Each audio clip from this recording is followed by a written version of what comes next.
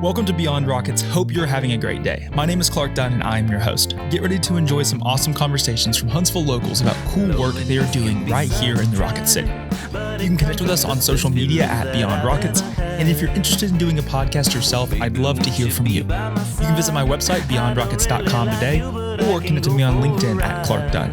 Sit back and enjoy this episode of Beyond Rockets. Everything I liked except the way she talked to me every day. This episode is sponsored by Yellowhammer Brewing. Yellowhammer is a local craft brewery serving Huntsville for the past 14 years. They are known for their premium craft beers like their T-Minus and Rebellion, but what you might not know is they also offer spirits, wine, seltzers, and non-alcoholic drinks. Next time you stop by their location, try one of their seasonal cocktails made with the Gemini Bourbon or the Yellowhammer Vodka, or try this year's big hit Pineapple Punch Seltzer. You can find out more information about Yellowhammer Brewery by visiting their website, yellowhammerbrewery.com, or visiting their tap room located at Campus 805. Well, welcome to the podcast. Thanks for having me. Yeah, I'm excited to have you here. Most people that are watching this or seeing any of the clips, they'll recognize the face. You're on quite a few billboards around Huntsville. I think I even saw the billboard coming in to work today with over 8,000 homes sold. But welcome to the podcast. Yeah, it's a pleasure to be here. Yeah. So would you like to introduce yourself and give maybe those that maybe aren't watching a little bit about who you are? Yeah, Matt Curtis Real Estate. Business-wise, we're the number one real estate team in Alabama for the past 6 years. Personally, I married my high school sweetheart, so we've been married over 20 years. I've got 3 kids, 2 in college now, 4 years away from empty nesting. I've got my youngest starting high school. So life is busy right now. I've got one that's about to graduate from college, one just started college, one just started high school. Awesome. And so real estate wasn't necessarily the first career path you took. Talk a little bit about growing up in the Knoxville area and kind of going to pursue a computer engineering degree at the University of Tennessee. Yeah, so I grew up in Knoxville. My dad was an engineer. He was a nuclear engineer. So as I was trying to decide what career path I wanted to go in, I was leaning more towards business, but he made the argument that if you go into engineering, you could do anything. And he was right. And so I did go into engineering. And I remember the first day of classes, the professor said, look to your left, look to your right. One of your classmates won't be here next year. And that was definitely the case. They also, my first year, they had just started the computer engineering program, which was a combination of electrical engineering and computer science. I don't think I realized what I was signing up for. So I spent a lot of late nights at the labs, didn't really have much of a social life in college. But my dad was right. It provided a great opportunity for me to get a career in engineering, which relocated me to Huntsville, Alabama, and ultimately into real estate. Yeah. And so was your first job out of college after graduating with a computer engineering degree here in Huntsville? No, it was actually in Austin, Texas. Okay. There's a company called National Instruments. Basically, I went to a kind of a little training program where you could go into R&D or marketing or sales, and I decided, I wanted to go the sales route. And so after a few months, I kind of graduated from the program. You had to interview for positions, and an opening came up here in Huntsville. And so I was their Alabama and Mississippi sales engineer, selling equipment to Army and NASA and all the local universities and companies around town. Yeah. And so you were in the kind of the computer engineering, kind of that realm of a career for about 7 years outside of graduating college. When did real estate kind of come on your mind? Was that something that you've always had a passion for? Did you meet somebody when you moved here? Did you know somebody in Knoxville where you grew up that was into real estate that kind of got you kind of at least interested in the idea of what that would look like? Yeah, I think growing up, I always wanted to run a business. I was always driven by being paid by the amount of work that I did versus having a fixed salary, and so that was something that was of interest to me. Really, I just started investing in real estate, and kind of one thing led to the next. I couldn't ever find a real estate agent that I felt comfortable with, and so typical engineer, hey, it's not that hard. I'll just go get my own license, and so went to go get my own license just to really support my own investing habits. And I was in sales, and so I had clients, and so I ended up kind of one thing led to the next. I had a client wanting me to help him with this and then help him with that. And around what year was this? trying to go back and remember. It was close to the Great Recession. Okay. It was, well, I take that back. It was when I went into real estate, it was closer to like 2000, let's see, 98, 2003, I believe. So like, Yeah, like 2004. shortly right after after college, you kind of got into it. Well, yeah, actually, that's a good point. So 98, graduated 2003. I was at National Instruments for about 3 years. So that would have been 2006. Okay. And then I was at my first company for about 3 years. So that put me around 2009. Wow. Was the time frame. Wow. And so it just, so kind of investing into real estate yourself kind of happened. Did it happen once you got here to Huntsville? What was sort of that like entry point? Did you know anything of Huntsville prior to moving here, or was Huntsville kind of a new journey for you? It was actually my second time to Huntsville. So while I was at UT, I did a couple different co-ops and internships, and one of those landed me here in Huntsville at Adtran. Wow. So it's a great summer, learned a lot. I went to U of H, so I'm actually kind of a graduate of U of H. I took Calculus 3 there one summer. I had a lot of great friends here when I was in Huntsville, but really at the time we thought we would never come back to Huntsville. So it's really ironic how God works, because the opportunity came up, and my wife just didn't find a good job. Like, we were married at the time in college, and she couldn't find a good job here while she was here. And so she was kind of turned off from the area. But the opportunity came up, and God really changed her heart, and it was really the door that he was opening for our family at the time. And I mean, at the time, Huntsville looked a lot different than what it looks like today. Yeah. Talk a little bit about that shift and that moment when you decided, hey, the real estate stuff's starting to kind of pick up. You're starting to do it for some people. That conversation, either you with your wife, you yourself just saying, hey, I think I want to do this full time. Yeah, very quickly. So I was building a home with a builder at the time, and they were one of the area's top builders. And, the salesman, he told me a little bit of a lie. He was telling me how many homes everyone was selling. And I was like, well, if he's doing that, then I think I could do that as well. And so I started exploring that, and I interviewed with the owner of the company, the builder. And my wife was like, all right, you can do the interview, but if there's no salary, if it's, working nights and weekends, no insurance and all those things, I don't think that's going to be a good fit for us, because we just purchased a new home with that builder. Yeah. She was pregnant with our second child, just not a great time to make a career change. And so I had the interview with the builder, and she came back and she said, well, how did it go? I said, well, it was great. She said, well, what about the salary and working weekends and all that kind of stuff? I said, we're not going to have any of that, but it's going to be amazing. And thankfully, I've got a great supporting wife, and we committed to God, and we've had 2 or 3 situations in our life where we just know without a shadow of a doubt this was what we're supposed to do. It was led by God. And so we had that feeling. We're like, hey, we're going to jump all in. Our family thought we were crazy. I'm an engineer. I'm naturally introverted. Yeah. Not a natural, sales For the person. camera, doing podcasts, selling. That's right. That's right. I'll need a whole break after this to be able to recharge. But it all worked out. We jumped into it, and literally the first week I sold 2 homes.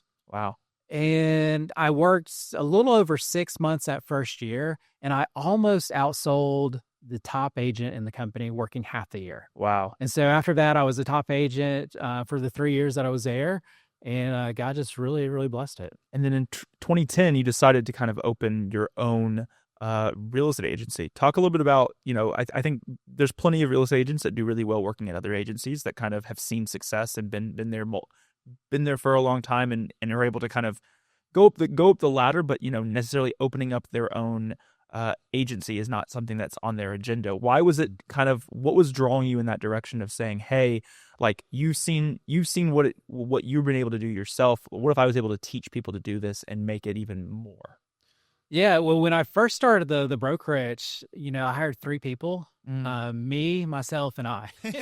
So I literally did everything. I put out the signs, I kept the books, I literally cleaned the bathrooms. So when I first got into it, it was more about, it was job ownership. I wasn't really hiring people. I was employing myself. But the reason that I did it was the builder I was working for always treated me really, really well. But there were some things that was going on with clients that I just couldn't put my name on. I had to do things a different way. Yeah. And so when I did that, I wanted to go out and obviously I couldn't sell any more homes for him. And so I had to go out into general real estate. And the reason I started Matt Curtis Real Estate was because at the time it was during the Great Recession. I saw other brokerages losing licenses and going out of business. I was like, I'm not going to go from one challenge to the next. Yeah. I'll just do my own thing. I didn't spend a lot of time thinking about the name or the logo because I really didn't have any plans to blow it up to what it is today. Yeah. I spent $300 on a logo and just kind of off and running at that point. Yeah. And so talk a little bit about those first couple of years and, when did it get to the point that you were able to actually hire on people and it wasn't just you, yourself, and I kind of doing everything and kind of running the ship? Yeah, it was another one of those scary moments because I think it was closer to 2008, 2009. We were during that Great Recession. Homes were not selling. My sphere of influence, the people that I knew, he had bought homes in the last couple of years, they were upside down. So I quickly got 20 listings, but it didn't matter because none of them would sell. Yeah. But it was just one of those moments that, I had kids and to raise them, I had to teach them, like, you got to stand on principle, to be able to look myself in the eye. Like, I could not stay at that other company. I had to do things and trust that God would provide. And it was another one of those God moments. And it was one of those moments that God really showed up and he showed that he was always going to be faithful to our family. Yeah. So quickly we got 20 listings. Quickly they didn't sell. And at that time, I was just researching. I was trying to find one of the things that I was taught by this builder is the idea of personal development.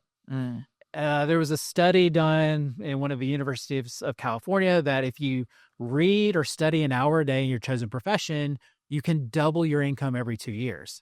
And so I started to see that in my life. And so I was always looking to research and learn more in real estate. What was the assets that you kind of used to help you in that moment? Well, originally, I'm an engineer, so I had to learn how to sell. So the first couple of years, it was all about sales.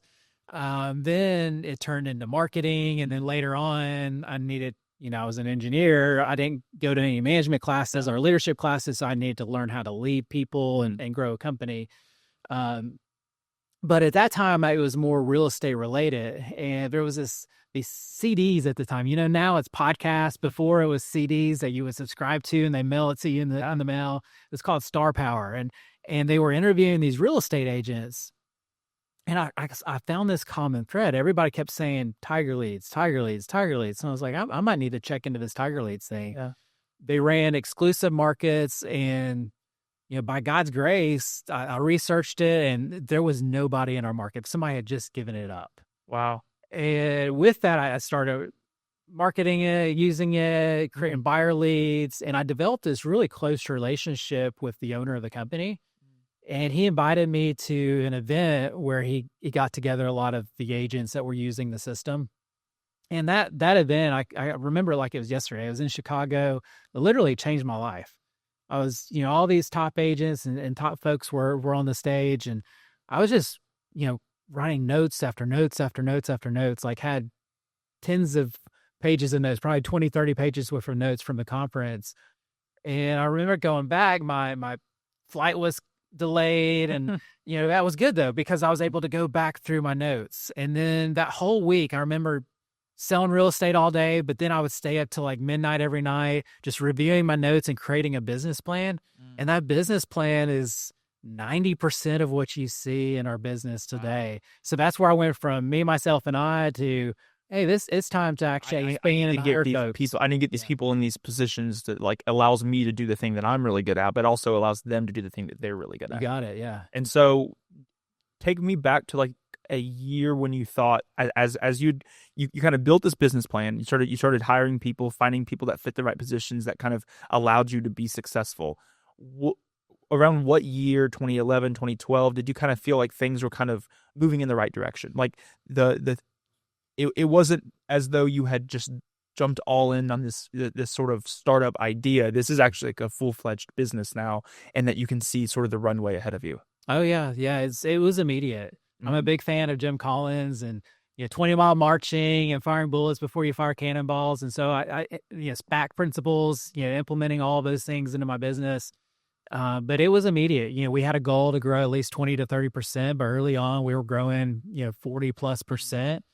Over the first few years, it was 400%. Inc. 5000 list. I think it was 5 years in a row. Wow.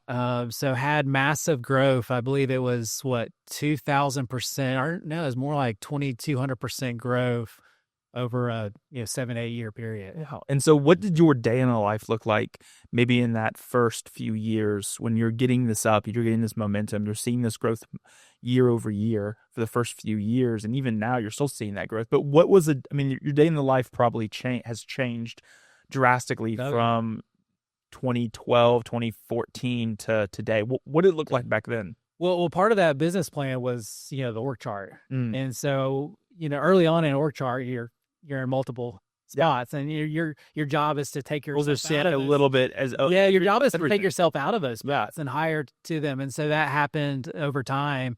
Yeah, I found early on the real estate industry is really broken in a lot of ways. Mm. Very kind of atypical for your typical business. So for example, like if you went on Friday night, if you went to a restaurant, can you imagine the same person greeting you and taking your order and cooking your food and busting your table and doing all these things? But that's what we do in real estate.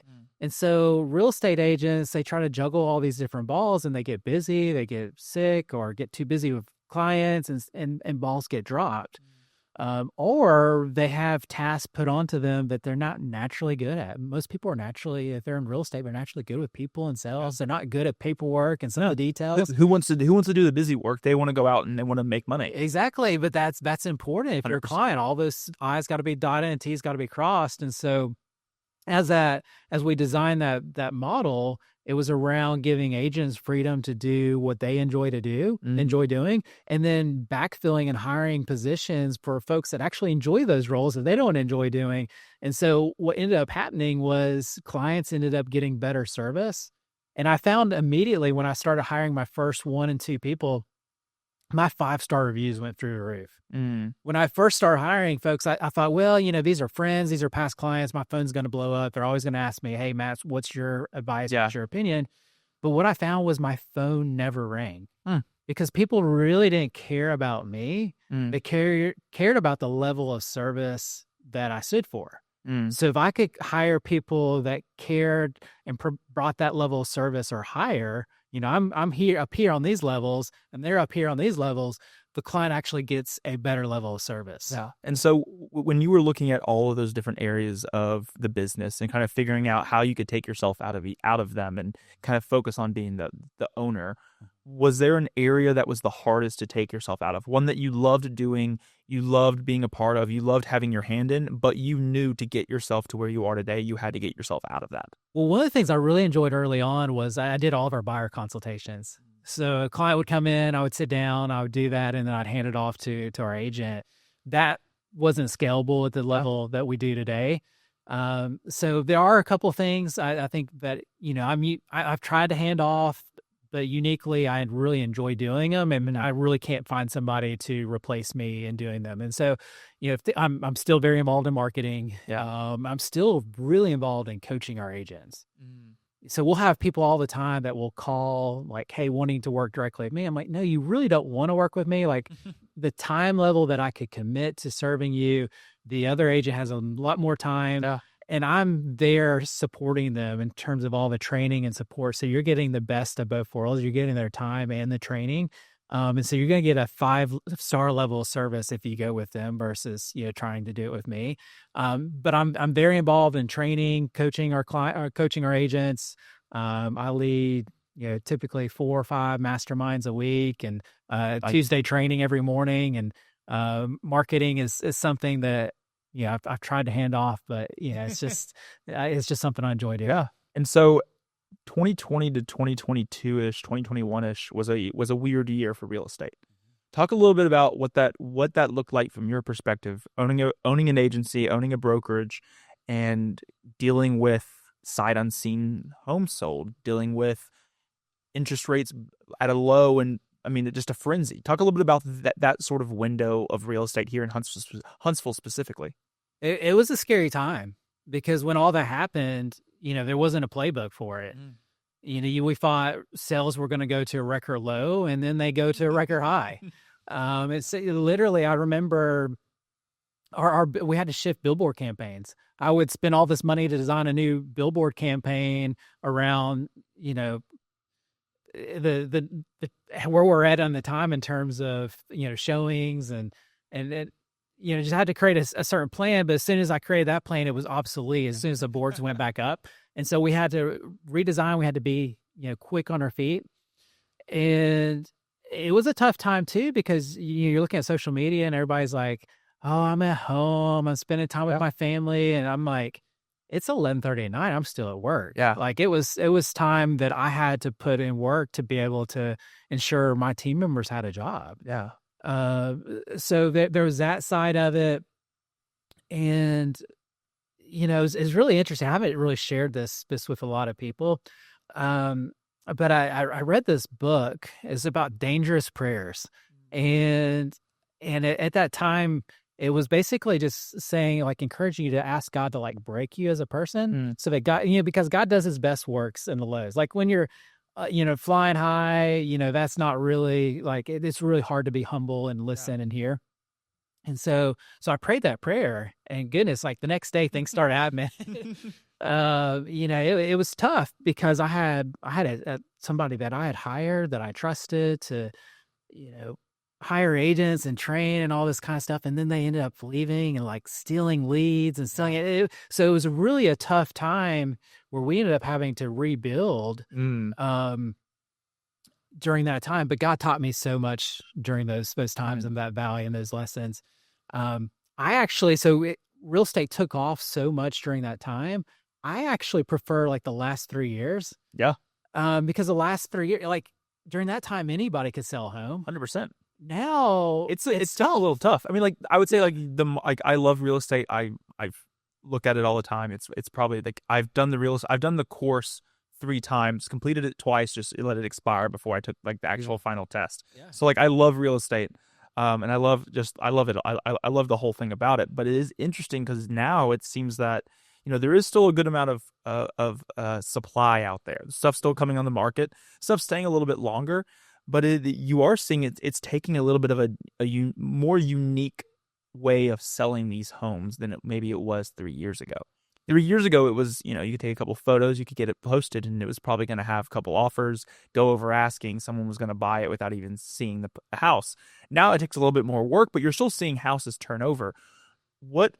As you kind of got out of that COVID 2020, 2022 timeframe, and you've seen this the last 3 years kind of enjoying it maybe more than that from a business perspective, what has been kind of the thing that sticks out to you the most from the last couple of years, and as we sit halfway through 2025?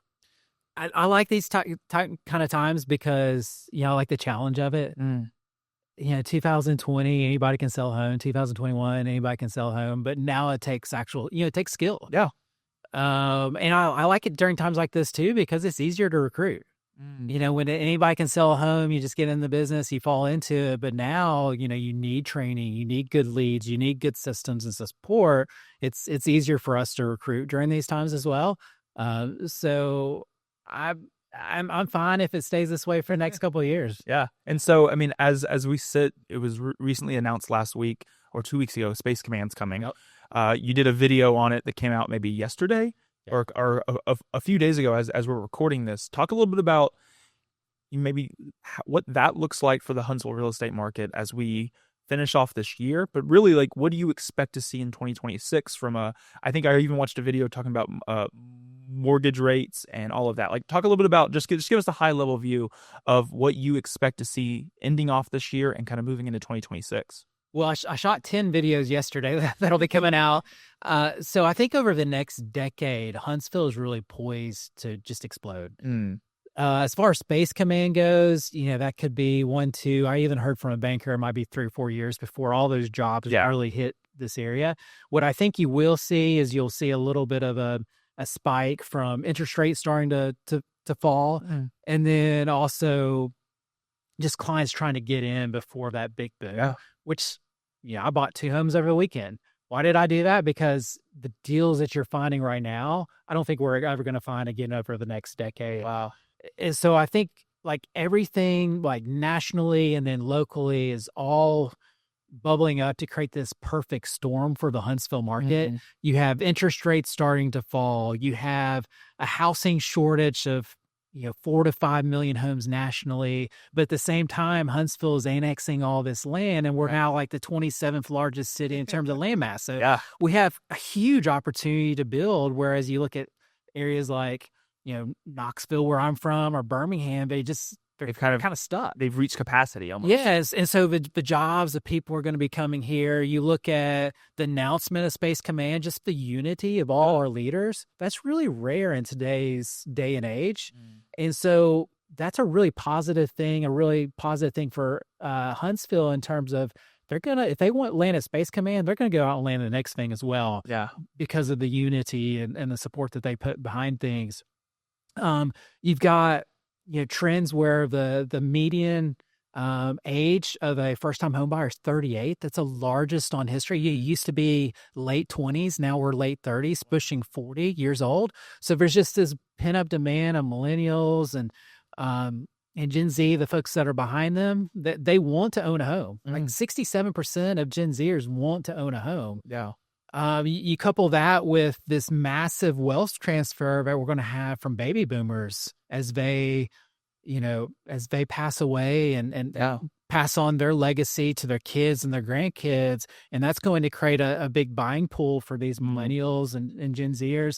So you have all these things brewing to create this massive storm in Huntsville, in my opinion, in terms of home sale growth and really home value growth as well. Yeah. And like, I think it's been interesting, and love to get your perspective on this, is over the last few years, post COVID, kind of moving into the last, it's probably slowed down the last year or so, but the amount of apartments being built, how much do you think is that the correlation with that and the median age of a new home buyer being so high that, with a nicer amenities of apartment complexes nowadays here in Huntsville, the influx of new hires coming into Huntsville, do you see the apartment boom kind of staying where it is, or do you see apartments continuing to rise as their influx of new people moving here to Huntsville over the next decade?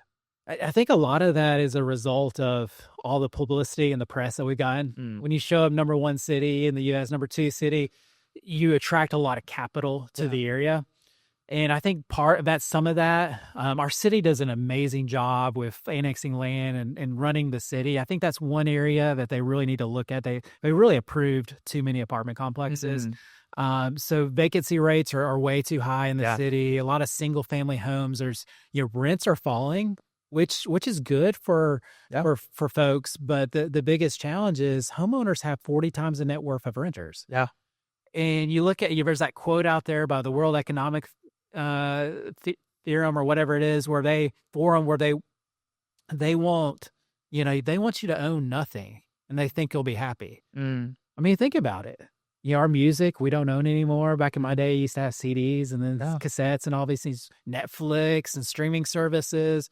Leasing cars versus owning cars. That's where people are trying to push society, and it's a bad thing. And really the buck has to stop with home ownership, because that is where people build wealth. 40 times the net worth versus renters. So that's extremely, extremely important, but it's also important for the city, because when you own a home, you're more vested in the city versus renting. You're more part of the city. And so just from a strategic standpoint, that's something that our city's got to focus on. We don't need to focus so much on apartments. It's a short-term lure for people. You can get 1 month, 2 months free and all these things. But the deal is, you're paying 100% rent, 100% interest. You're not keeping any of that. You're not building any wealth. And, you're not experiencing the appreciation of it. You're not getting tax deductions by owning the home. You're not getting the principal deductions. And so it's really a short-term trick that a lot of people that they put on first time would be first time home buyers. Everybody's got to start somewhere. You got to start by renting, but you need to work up into owning a home. Yeah. And here's the reality: if you don't own a home, you'll never retire, because rent's going to continue to go up year after year after year. Whereas if you have a 30-year fixed rate mortgage, it's going to be fixed. Yeah. And ultimately it's going to get paid off. Your payment might be $1,500, $2,000 a month, but your rent payment in 30 years is going to be at least double that, probably triple that. 100%. And your wage increases are just going to be going towards paying your rent, and you'll never be able to retire. Yeah. And so we talked a lot about just that the Huntsville is growing itself as far as the annexing a bunch of different, I think there's 4 or 6 different counties that are a part of the Huntsville city limits. Is there an area or a pocket of Huntsville, maybe at the broader scene, Madison including, or anywhere really in the area that you're most excited for to see kind of what happens with that area, or maybe an area that you see new home buyers or buyers that come to you are looking and flocking towards that area of town?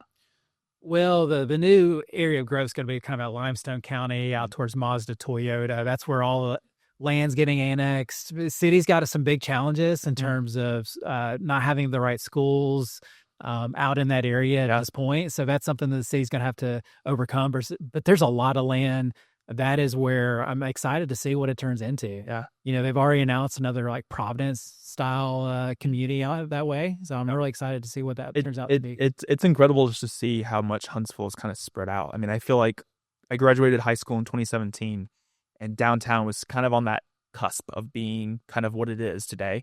I think DHI was formed around then, and like it was you started to see that, but now it's like it's hard to drive around town and not see new neighborhoods, new construction being built, new things coming. If someone's listening and maybe they just bought their house, maybe they've been in their house for a few years, maybe thinking about going to a new house, what sort of advice would you give them as the market's kind of shifting a little bit here in Huntsville? Advice you would give them as far as, looking for a new home, when's the best time over the next, 6-8 months, maybe a year, and how to kind of leverage it to get the most value for them. Yeah, we're having a lot of questions right now. A lot of sellers asking us, should I hold off to sell? And a lot of it comes down to them and their life situation. Why are you looking to sell right now? If that situation is immediate and you can't wait 3 or 4 years for the potential space command bump, then, you look at selling right now. But the other thing I think about too is anybody that's looking to move up. Because sometimes you think about, well, if I wait a few years and homes go up 10, 15% in value, I've got a $300,000 home, 10% rise, that's an extra $30,000. That's a lot of money. Maybe I should wait. Well, it depends. If you're moving up, and let's say you're going to $300,000 to $500,000 home, that $500,000 is at 10% extra. That's $50,000. Yeah. So did you actually save any money? No, you actually cost yourself $20,000 by waiting. So there's a lot of that timing that plays a huge part of it, because it is that, hey, do you have to do it now? Can you wait? And are you willing to take an increase on both ends of the spectrum to wait to get more for yours, knowing that you're going to have to pay more to get what you want? Right. Because I feel like we're at this point too, where like maybe we'll see a little bit of a dip down before it rises up, where it's, you can get a $350,000 home in downtown Huntsville, 5 points gets you maybe what a $450 home is in South Huntsville. And if you went the other direction towards Meridianville, it gets you more. And when you go maybe go to Madison, it gets you the same. So it's like you kind of have this dynamic where it's just kind of that what is the give and take that you're willing to give up to get what you want? Mm-hmm. But I mean, it's incredible. I feel like being in real estate, seeing the success that y'all have had. I mean, it's incredible. I think Huntsville's success and its growth has definitely run parallel with your success. But it's incredible to see. If anyone's listening and they're looking for a real estate agent, they're looking to kind of connect with what you're doing. Maybe they're an agent themselves looking to kind of maybe work with your team. Where can they find you? Where can they connect with you? And where can they learn more? Yeah, our website's a great place, mattcurtisrealestate.com. They can DM me directly on Instagram, on Facebook. 256-333-MOVE is a phone number that they can call. So happy to connect to both agents and folks in the community looking to buy or sell. Yeah, awesome. And we'll be sure to have everything in the episode notes, but I appreciate you being here. Yeah, thanks for having me. Thank you so much for listening to this episode of Beyond Rockets. Don't forget you can subscribe to the podcast wherever you listen and on YouTube at Beyond Rockets. Be sure to follow me on Instagram at Beyond Rockets to stay up to date with new episodes as they are released. Thank you so much for listening, and I hope you enjoyed.